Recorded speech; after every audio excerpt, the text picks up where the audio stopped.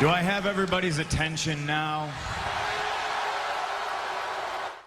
Yo, bien sûr, Catch Attrape, la chaîne où on parle catch, toujours de review de SmackDown du 22 octobre 2020, dernier show avant Hell in a Cell qui se déroulera dans la nuit de dimanche à lundi.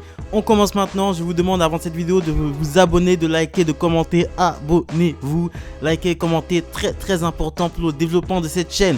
On commence avec le KO Show, présenté par Kevin Owens bien sûr, qui lui à son tour présente son invité Daniel Bryan. Daniel Bryan qui commence à parler de tous les jeunes talents qu'il a envie d'affronter à SmackDown. Biggie, il parle notamment de Biggie, de Jey Uso. Il dit aussi que le titre intercontinental doit être défendu tous les soirs, petite pique à Sami Zayn. Et Kevin Owens lui répond que c'est une bonne idée et Kevin Owens souligne qu'il n'a jamais gagné les titres par équipe. Et Daniel Bryan lui répond que c'est normal parce qu'il a trahi beaucoup d'amis. Owens lui demande de passer au-dessus et lui propose de faire équipe. Et il propose que cette équipe se nomme LKO. Et que Bryan lui dit alors qu'il veut faire équipe avec Kane, puisque Hell, l'enfer, ça signifie Kane. Et Owens lui dit qu'il serait encore meilleur que Kane. Lui et Bryan seraient encore meilleurs que Kane. Ils sont coupés par Bobby Roode et Dolph Ziggler qui arrivent et qui disent qu'ils sont la plus grosse acquisition de SmackDown.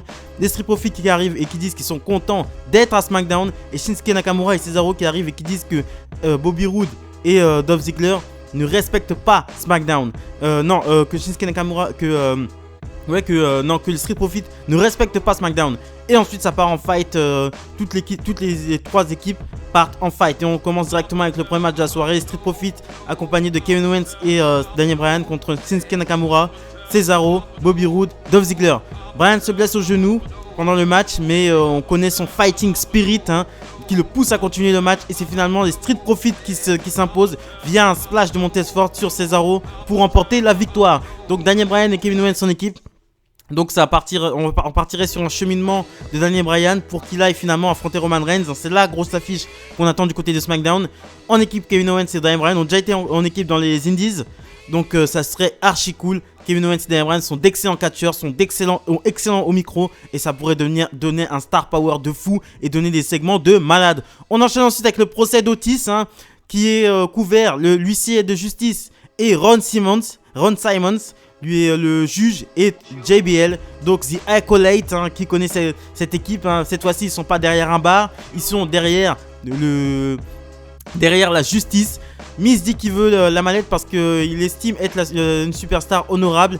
Et Otis lui dit qu'il mérite la mallette parce qu'il l'a gagnée. Et l'avocat du Miz dit que Otis dit un bon argument. Et le Miz la vire. On enchaîne ensuite avec Bianca Belair qui fait ses débuts à SmackDown et qui bat Zelina Vega en lui faisant son KOD. Que Zelina Vega aussi qui faisait ses débuts à SmackDown. On enchaîne ensuite avec Lars Sullivan vs contre Shorty G. Malgré un petit retour de Shorty G, c'est Lars Sullivan qui s'impose bien sûr avec son freaking accident. Et après le match, on retrouve Shorty G en coulisses. Il est rejoint par Adam Pearce et il dit qu'il démissionne. Il dit qu'il en a marre d'être défini par sa taille. Il dit qu'il veut devenir l'homme qui fait ce qu'il veut. Il dit qu'il veut redevenir Chad Gable. Donc Shorty G démissionne et il redevient Chad Gable pour le bonheur de plusieurs personnes, je pense. On enchaîne ensuite avec la signature de contrat entre Bayley et Sasha Banks. En fait, Bayley ne veut pas signer et Sasha Banks d'abord lui prend la ceinture et ensuite prend le dessus et veut l'obliger à signer. Bayley refuse encore, elles se battent et ensuite Sasha Banks coince la chaise sur la tête de Bayley et Bayley n'a pas d'autre choix que de signer. Donc Sasha Banks contre Bayley à Hell in a Cell, mais ça avait déjà été annoncé. On retour ensuite au procès. Je vous fais directement le verdict. Donc le verdict c'est que le Miz a gagné. JBL a donné raison au Miz. Et ils se affronteront dans un match pour la mallette à Hell in a Cell. On enchaîne ensuite avec Seth Rollins contre son ancien poulain, son ancien disciple Murphy. Murphy a retrouvé son ancienne tenue, celle qui le caractérisait bien, sa tenue spéciale, sa tenue que j'aimais beaucoup. Et par ce changement de tenue se détache de l'emprise de Seth Rollins. Alia regarde le match en backstage, franchement ça fait du bien de voir du bon catch. J'adore Seth Rollins, j'adore Buddy Murphy. Buddy Murphy, j'adore ce qu'il fait. Ça fait 2 ans que je le suis vraiment de près depuis qu'il arrive dans le main roster. Je trouve qu'il est bien booké. C'est un catcheur qui monte doucement. J'adore ça. Un catcheur qui monte doucement, mais sûrement. On enchaîne ensuite. Victoire de Seth Rollins avec un stomp. Et ensuite, après la victoire, Rollins veut corrige Murphy avec un kendo stick, mais Alia Mysterio vient le sauver.